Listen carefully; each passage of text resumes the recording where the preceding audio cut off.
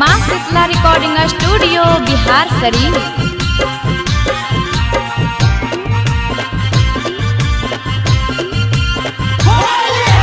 आइला बाड़ी भैया के साली रे एकर रंग सदुनाली। आइल बाड़ी भैया के साली रे एकर रंग सदुनाली।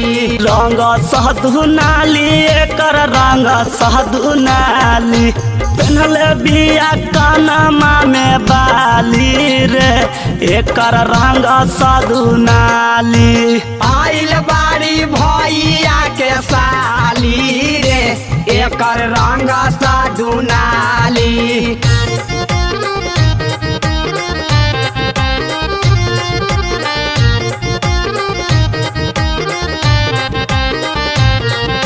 माँ शीतला रिकॉर्डिंग स्टूडियो बिहार शरीफ।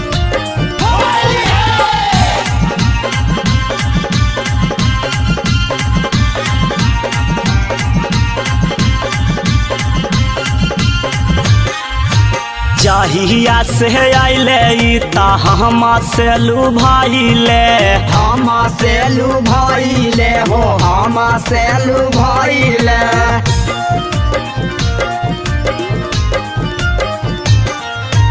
जहिया से आइले ई ता हम से लुभाइले।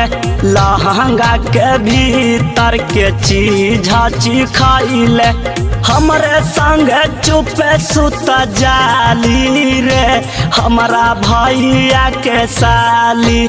आइल बाड़ी भैया के साली रे एकर रंग सदुनाली। आइल बाड़ी भैया के साली रे एकर रंग सदुनाली। माँ शीतला रिकॉर्डिंग स्टूडियो बिहार शरीफ।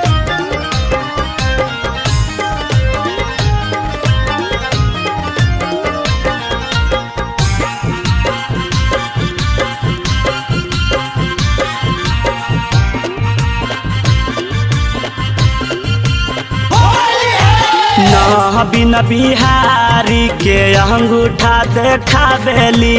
अंगूठा देखावेली हो अंगूठा देखावेली।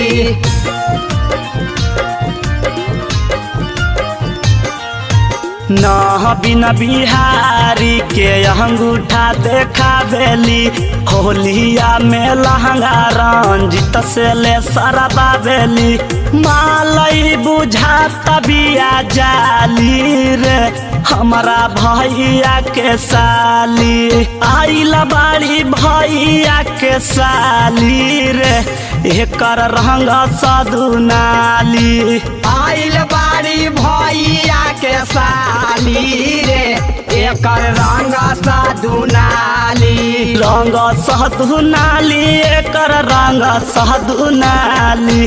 पहनले बिया कानमा में बाली रे एकर रंग सदुनाली। पहनले बिया कानमा में बाली रे एकर रंग सदुनाली।